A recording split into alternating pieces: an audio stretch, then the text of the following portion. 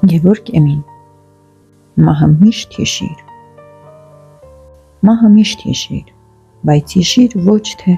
լացելու համար, այլ որ իմանաս, թե դեռ ինչքան է մնում ծիծաղել և ուրախանաս։ Մահը միշտ հիշիր, ոչ թե անիմաստ կարծելու համար, անելիքը քո, այլ շտապելու,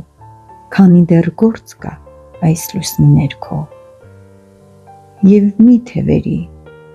անծանոթ ու անբան, այն սենյակներում, որ քոնն ես կարծում, վաղը նրանցից փոքրում կամ մեծում, դու էլ կպառկես սեղանի վրա, նոփ-նոր դագաղում, որ փոշի դառնաս,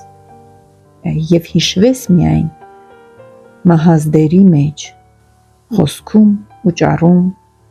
մահը միշտ հիշիր, որ հիշես ինչու և ինչ ես ուզում անել աշխարհում։